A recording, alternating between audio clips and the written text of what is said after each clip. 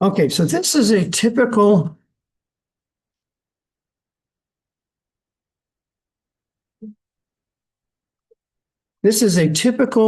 unit 2 problem. Okay, with the combustion of methane, carbon dioxide, and water, how many grams of water are produced if 15 grams of methane, CH4, are consumed? Now, it's a story problem like before, only it's chemistry. You look at what's given, what are you trying to calculate, and then how to get there through the setup. Okay.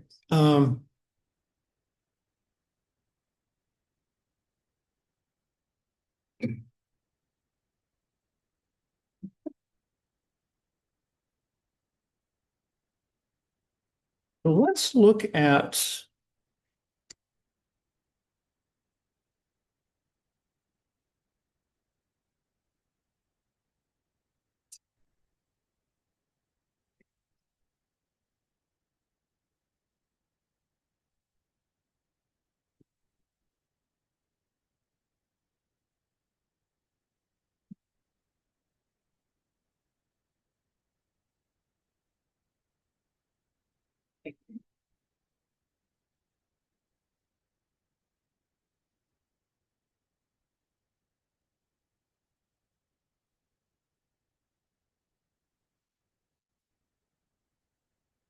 okay, so let's look at a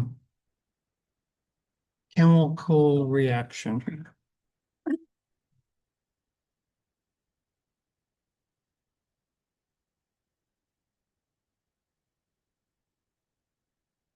Now, the universe runs on this relationship. Something that's unstable becomes more stable. That's the way the world works. Not just the world, the universe, as we know it anyway.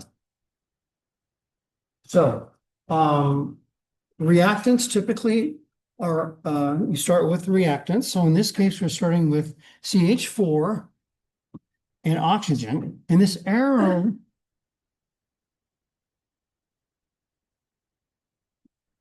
the arrow indicates that two things are going on.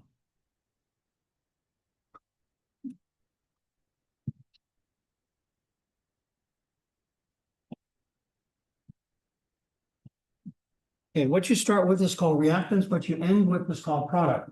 First thing that happens is the bonds on the reactant side open up. So if you look at methane, methane looks like this.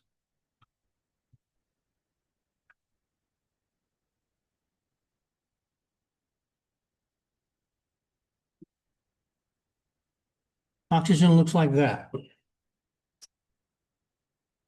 So what happens is those bonds come apart. The CH bonds here on the methane and the OO bond on the oxygen gas break apart. So they're all single atoms now. Then what happens over here is things recombine. So this carbon dioxide and the water. Now, to break those bonds requires energy. So you've got to put energy in to start things off, break those initial bonds. And then the bonds are kind of been broken. All the little atoms are sitting there individual, which are very unstable. So those single atoms now want to become more stable. They can do it one of two ways. They can reform the CH4 and oxygen, or they can form the CO2 and water. Both are more stable than having those individual little atoms running around. Okay, so when we go from, let's see, let's do this differently here. Okay, when we go from the individual atoms now, it's going to look like this.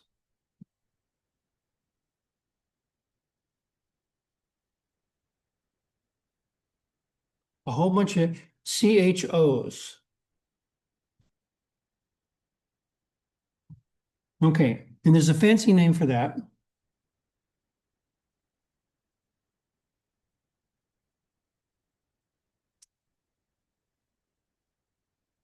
It's called the activated complex.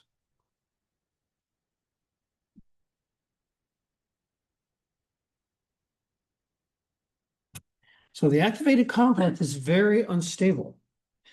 Again, it wants to become more stable by combining again. And it combined back to what you're starting with or what the products are. Now, if we look at a graph,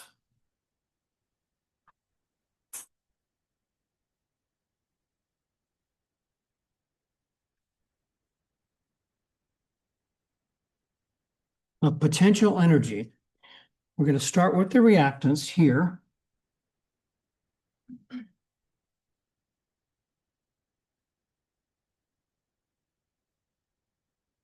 And the products are going to be over here.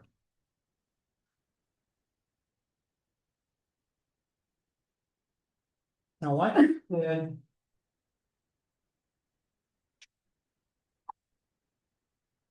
I said last week, things want to go from unstable to stable, right? You can measure that stability in terms of something called potential energy. Later, you'll learn a new name for that. It's called Gibbs free energy, which involves entropy in that. But for right now, high potential energy is not good. Low potential energy is more stable. So if we're measuring graphically here, potential energy, the higher that potential energy is, the more unstable that complex is going to be. So notice the reactants are higher potential energy wise than the products on this graph. Now, I mentioned this activated complex. Where is that on this graph?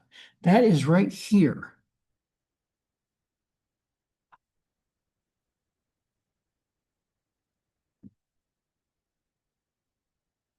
So if we look at, we start putting energy into the reactants and they start forming the activated complex, then the activated complex wants to become more stable. It forms product and reforms reactants.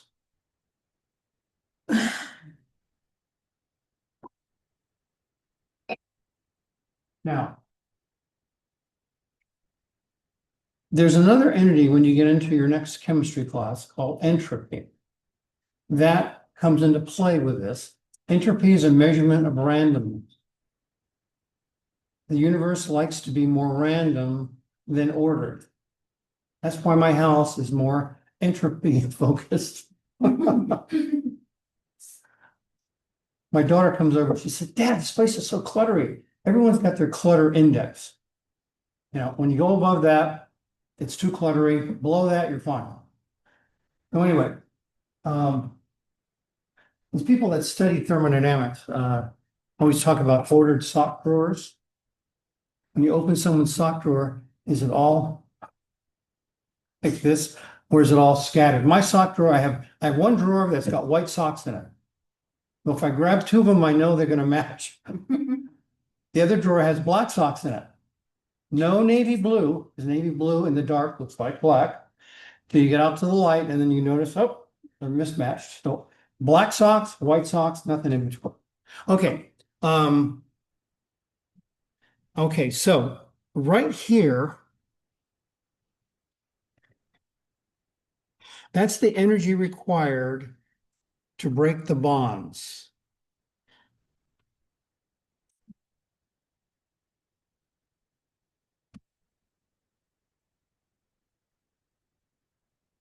And that energy is called activation energy. And the activation energy breaks the bonds of the reactants.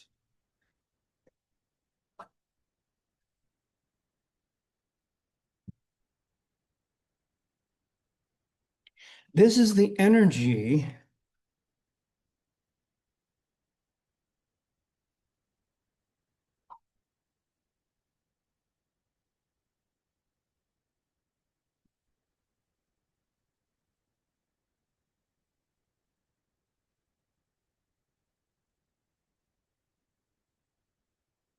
That's the potential energy converted to kinetic energy. Okay, so we have a certain amount of potential energy here. We drop it. That's converted to kinetic energy. Think of kinetic energy as the energy of motion. Chemical terms, that's called heat, because atoms are always moving. When the temperature is raised, that motion increases. Now, the metric we use to measure that potential energy changeover is called temperature. Okay, so here we are. And then so when the potential energy is converted to kinetic energy, the temperature goes up of the reaction. Things get hot. Think of gasoline in your car. Okay, there's a reason you have a radiator. The radiator cools and takes all that energy being converted to kinetic energy in terms of temperature out of the motor, so your motor doesn't melt. Now, there's certain times when things get colder. Like if you have a full pack, there's a little ampule in there, you break it and things get colder. And that's because entropy has taken over and is driving the reaction. So things get colder. However, most of the time, when a reaction happens, potential energy is converted to kinetic energy, things get hotter. Now, in here, we're not going to study, there's a lot of math that goes with this. They talk about the speed of the molecules and the average speed and all that stuff. The main thing is, when things get hot, the molecules move more. So as you cool things down, they start slowing down until they don't move at all. That's called absolute zero. From Celsius point of view, that's negative 273. Nothing moved. Okay, so let's talk now about the actual kind of nuts and bolts about this reaction here.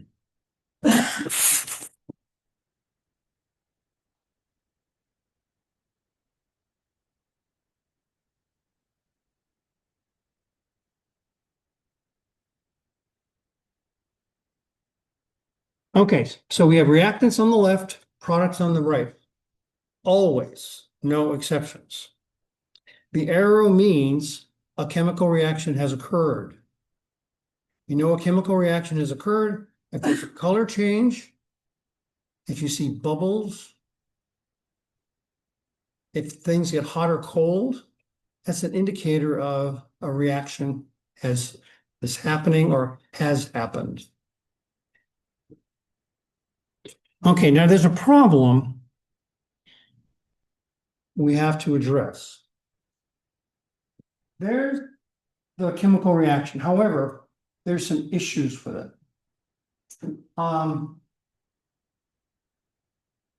Except in a nuclear world, what you start with, you end with. Start with 10 grams, you end with 10 grams. So we start with 10 grams of all the reactants, not just one of them, all of them together. The sum of all the reactants equals the sum of all the product. 10 grams, 10 grams. Now, the mixture is not the same, though. The mixture is different, depending on how those atoms rehook back up. Okay, so step number one, is called balancing the equation.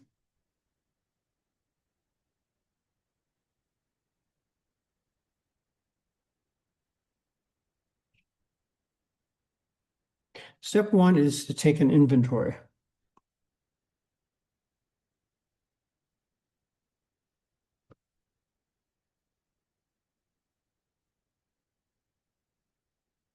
So what do we mean by inventory? We're going to count atoms. Okay, so underneath the arrow, we're going to put the atoms present. Okay, we've got carbons, hydrogens, oxygens. So now we're going to count. When I say inventory, I'm talking about counting. So how many carbons do we have on the left? 1. How many carbons do we have on the right? 1. So right now our carbons are balanced as written. Hydrogens, well, we've got 4 over here, 2 over here. Not balanced. Oxygens, 2 on the left, 3 on the right. So by taking inventory, we can determine whether this equation is balanced or not. Now, to do all calculations in Unit 2 and Unit 3, we have to have a balanced chemical reaction. That's the only way you can validate anything, is to start with a balanced equation. This one is not, so let's see what we can do to balance it. Now, there are 2 numbers in, yeah.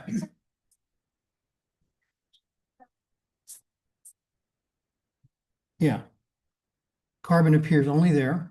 And how many are there? 1. 1. Oh, I see. Oh, okay. Oh, the second one is. Yeah, that's the inventory. You're looking at both sides. That's where I get 4. Two, Yeah. because left. Oh, because there's 2. 0. Thank you. I get it. Okay, so now we have to balance this thing. How do you balance it? Now there's 2 numbers. There's a subscript and there is a coefficient out front that isn't there, but it's really there. It's 1.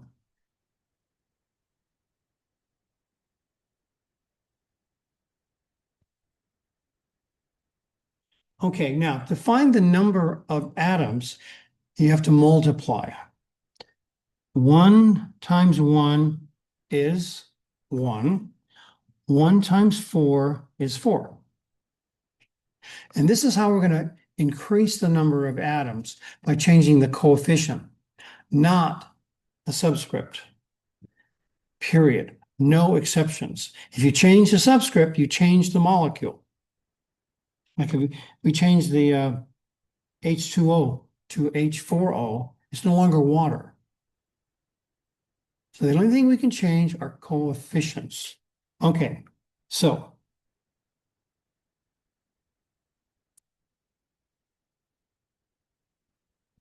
all right, so let's change coefficients now. Let's change the water coefficients, because that'll change our hydrogens. So let's put a 2 here. And now 2 times 2 is 4. 2 times 0 is 2. 2 over here, so that's 4. You see how I got 4 oxygens on the right? It's a total of 4. You have to total what each one is contributing. Okay, so is it balanced, the equation, yet? No, because the numbers are not equal. The numbers on the left have to be equal to the numbers on the right. So oxygen is a problem. On the left, we have 2. On the right, we have 4. So if we have 2 oxygens, that makes it 4 on the left. So basically, you take inventory, change coefficients. Now, there are 2 ways to do this. The way that 99.9% of chemists do it is called guess and check. That's what we just did. We put a coefficient down and we checked it. Now, there's another way to do it.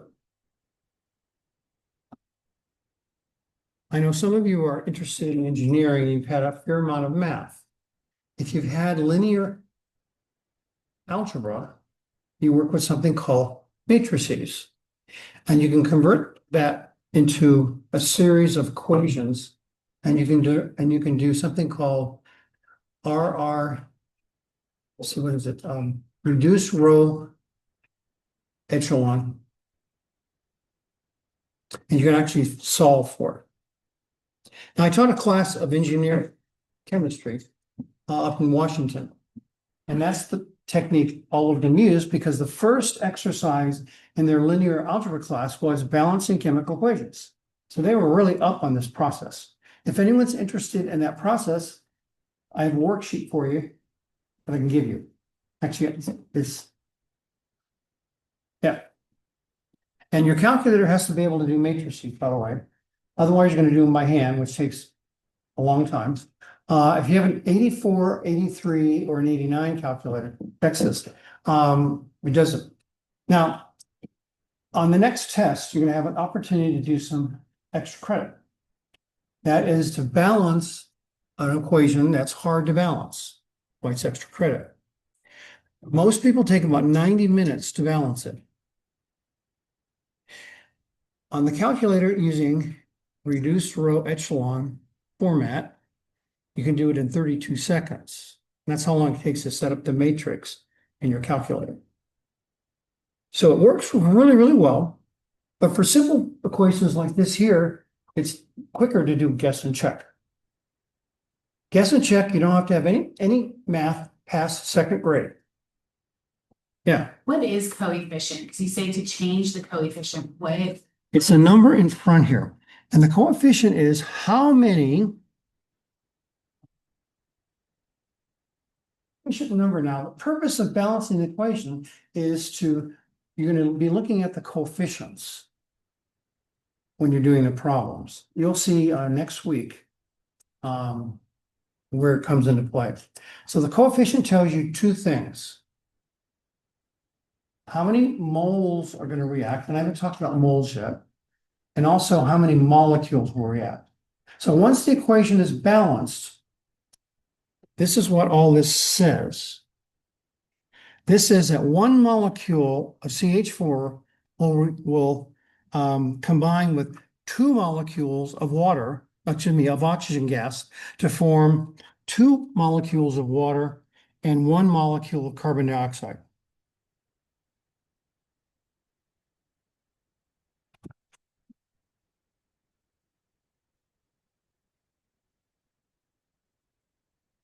So this is what the coefficients do. Number one is it's a molar relationship. Now, molar means counting, how many of something. I'm going to talk about that in depth tomorrow.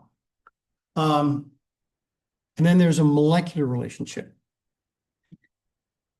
What it does not tell you is the mass relationship between reacting products.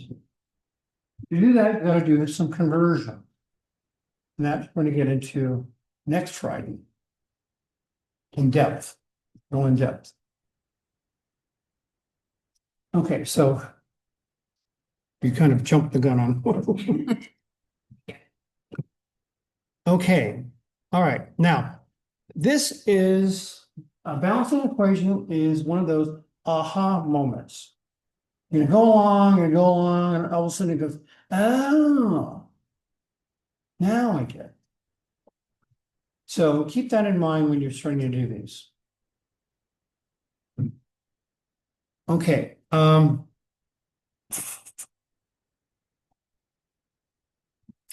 other thing, the coefficients are all integers, not fractions, integers. So let's do one where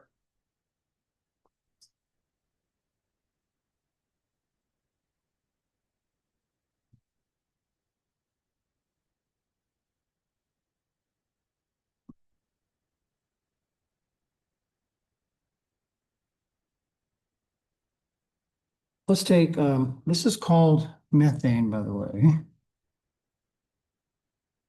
This is what most of the gas that comes out of your out of the wall is made up of methane. It's the simplest hydrocarbon. This is called ethane. And it's a 2-carbon version of it. Also comes out of the wall. Okay, so we're going to burn ethane. Now this, whenever you have something mixed with oxygen, it's called combustion.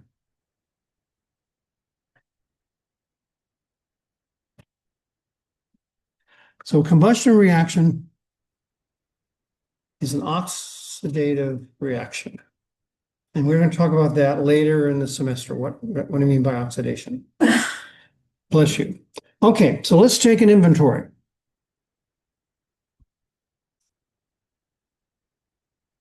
Now remember, if there's nothing in front of the molecule, that means it's 1.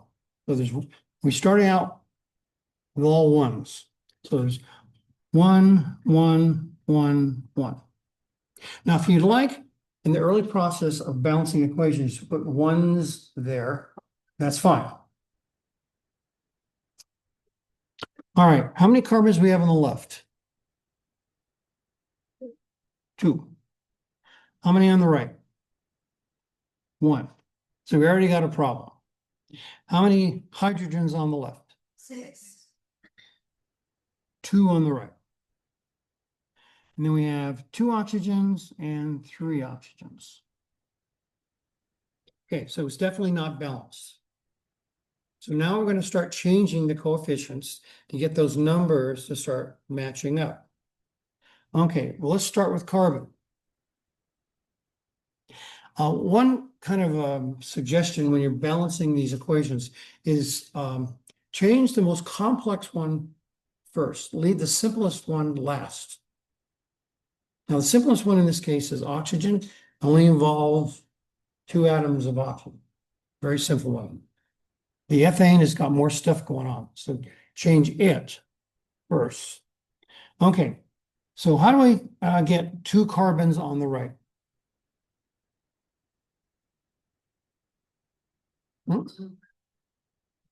We need a 2. Because 2 times 1 is 2, right? Now notice there's no subscript here. Let's make this a little bigger.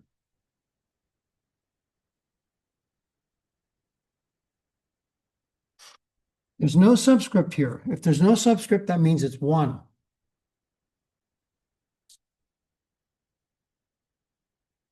So now we have 2 carbons. But that also changes the oxygens. So now we have 4 oxygens plus 1 is 5 oxygens. Everyone see where I got the 5? We have to add up all the oxygens on the right. Okay. All right, let's look at hydrogens. We got 6 on the left, and let's put a 3 here. So that becomes a 6 now. Now that changes oxygens again. Okay, so we've got 3 oxygens plus 4 oxygens is 7 oxygen. Now, we got to fix this problem with oxygens on the left. Okay, we've got 2 on the left, 7 on the right. So what coefficient do we need to make 7 oxygen? What times 2 equals 7? 3.5. 3.5 times 2 is 7, right? Okay, so let's do that as a fraction.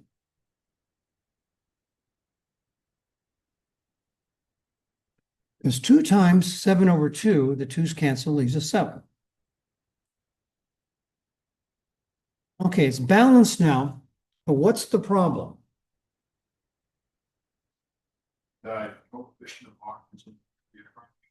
No fractions, exactly. So now we have to clear the fractions. Anyone have any idea how can we clear the fractions? On the right track. Now think of the arrow here as an equal sign. Think of this like an equation. So what we do to one thing, we've got to do to everything. Otherwise, it's no longer an equation. So if we multiply everything by 2, fraction goes away. So 2 times 1 is what? 2. 7 over 2 times 2 is 7. 2 times 3 is 6. 2 times 2 is 4. So let's see if it's still balanced. Okay, we've got 4 carbons, 4 carbons, 12 H's, 12 H's, and we have 14 oxygens, and 6 and 8 is 14.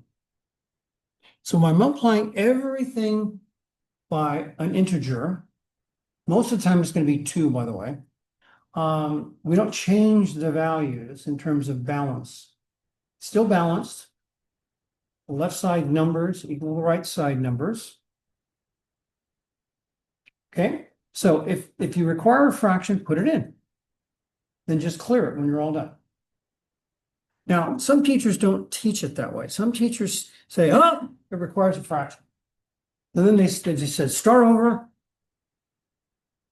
and just automatically increase the most complex number there coefficient-wise. Make it a 2 or something else. I find over the last many decades in teaching balancing equations, it's better to be comfortable with a fraction and just clear it when you're done. Okay, so does that make sense? This fraction issue? So you always do an inventory to start with. Then change the coefficients and then do an inventory again.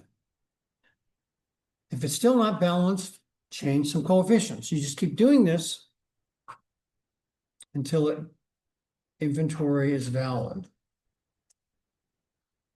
Now your textbook doesn't use the term inventory.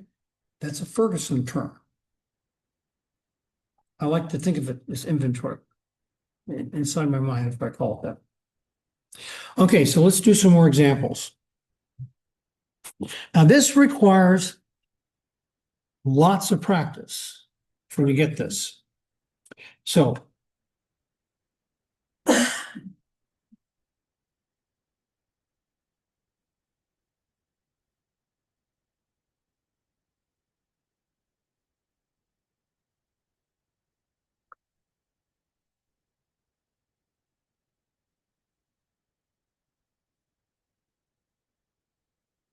we've got lots of worksheets with answers for you.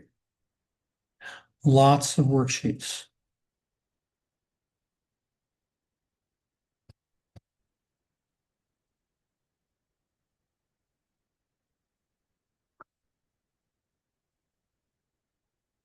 And the answers.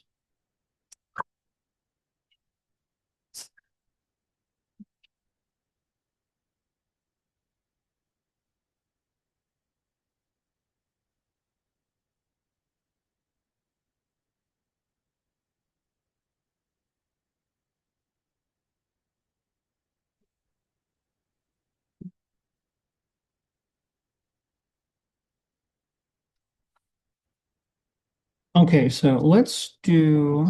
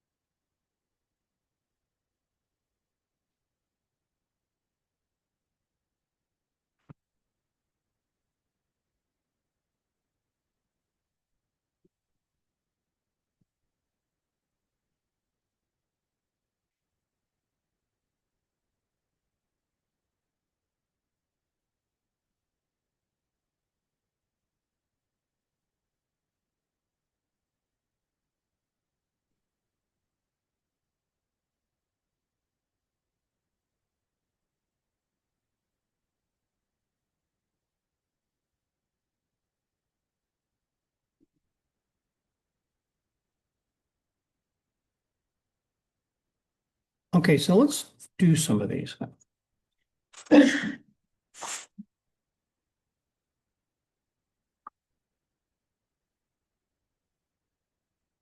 Now, sometimes you're going to see things like this.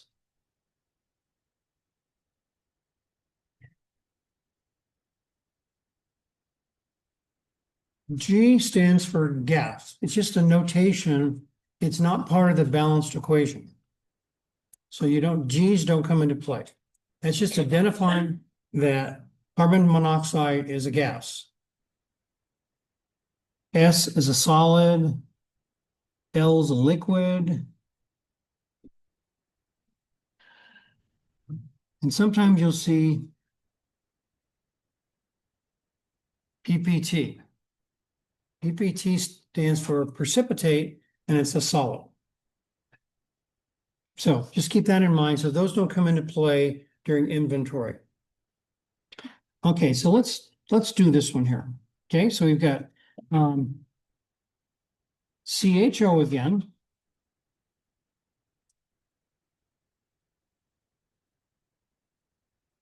Okay, so we have 1 carbon on the left, 8 on the right.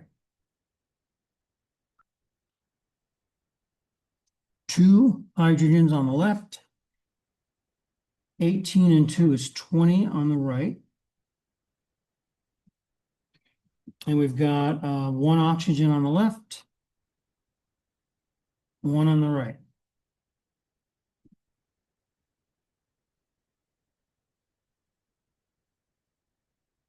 Okay, so where do you want to start? Hydrogens, all right. So we need to have 20 hydrogens on the left.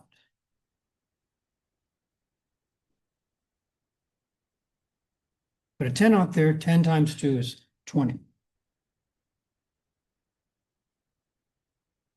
Okay, now we've got carbons to deal with. So if we put an 8 here, that'll kick our carbons up to 8 and bring our oxygens up to 8. Okay, everything's looking good except the oxygens. Now the problem is, if we change the oxygen on the right, it's going to change the hydrogens along with it.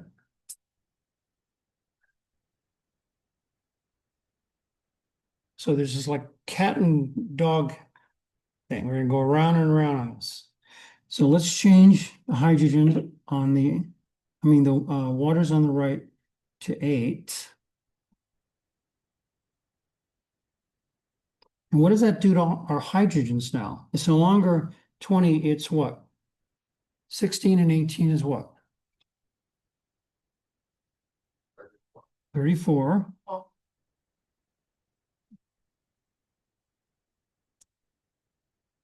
So we're going to change the 10 now to what?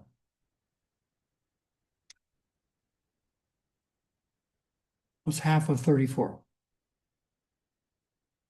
17.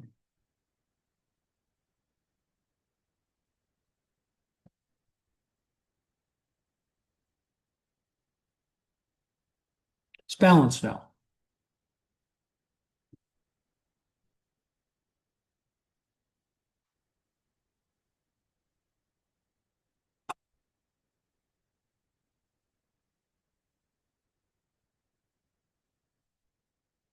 Now I'm going to do one more example, then I'm going to have you practice while I'm here.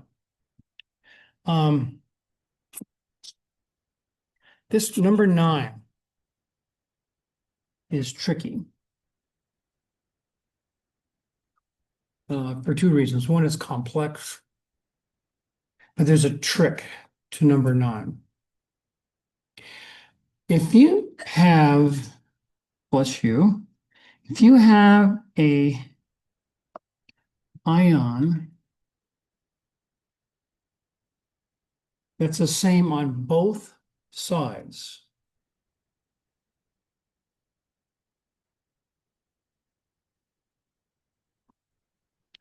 we can do a substitution. Really simplify this process. Let's call PO4 X. And let's call SO4 Y.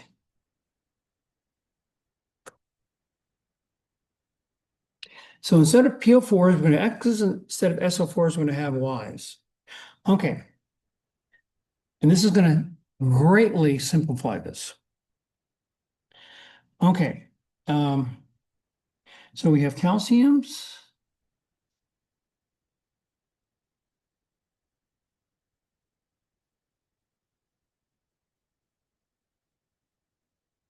We have calciums, X's, Y's, and H's.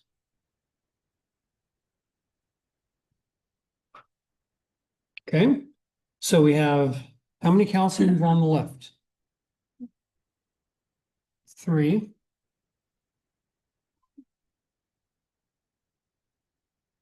One on the right. How many X's do we have on the left? You. C's. Hmm? Is it 1 or 2, 3? That's right. We have calciums in 2 molecules on the right. So how many calciums do we have on the right? Here. We have 2. Where? This one is not multiplied, the H2, does it go into E? No. No. If there was parentheses around the whole thing, it would. But the Okay. parentheses only, the subscript outside the parentheses only counts for what's in the parentheses. It's 2. All right. How many X's do we have? 4.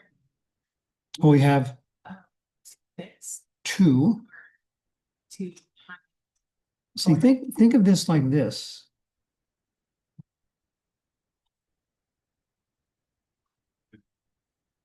And this is going to be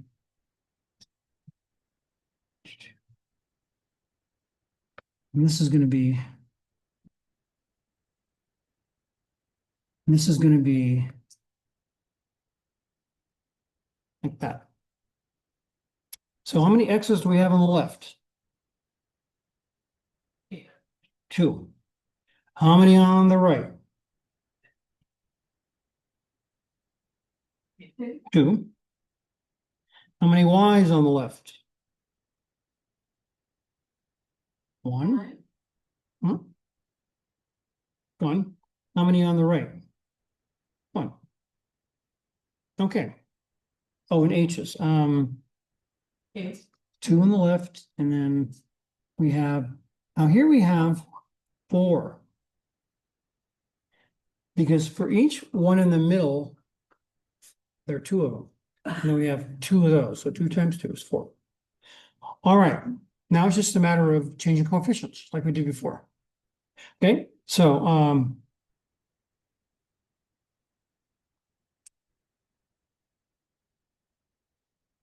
now see, the problem with this is calciums are in 2 molecules.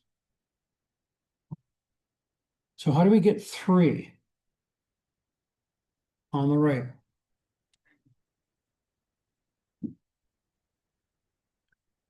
So if you change 1, it applies to both. No, if we change 1, it only applies for that one, but it's the sum on the right.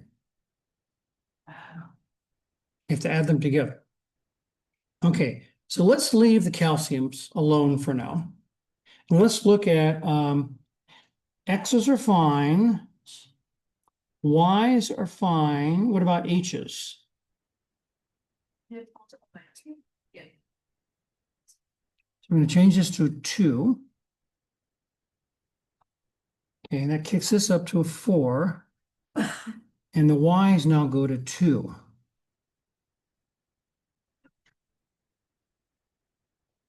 So let's change the Y's on the right to 2.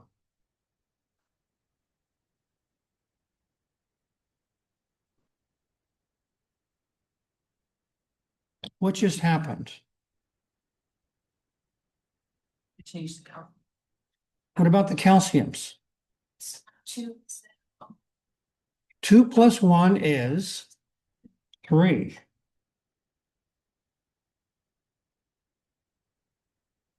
It's balanced now.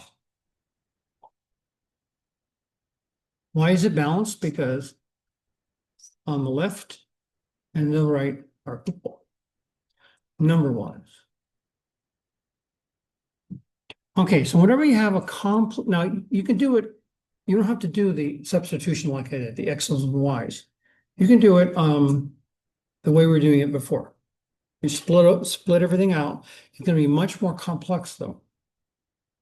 It greatly simplifies it if we're looking at groupings. So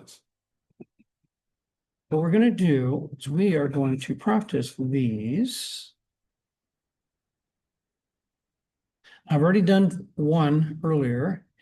Number 2, is that balanced already?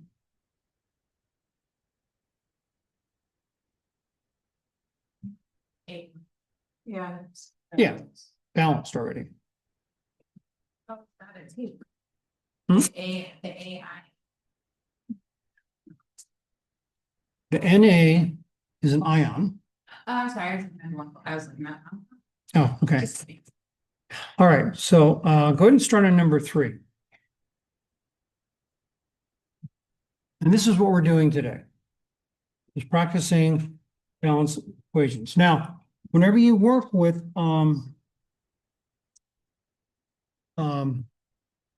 oops, sorry about that.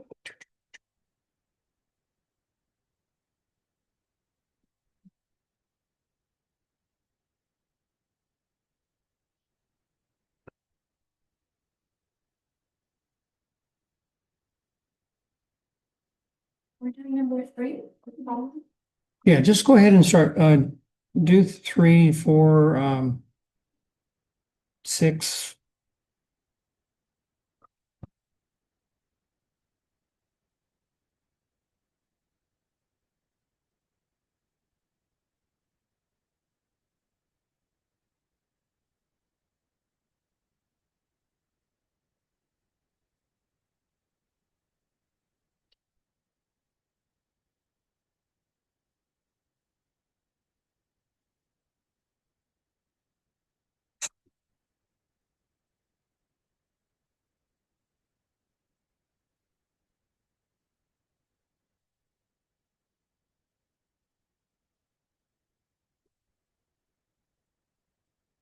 I'm gonna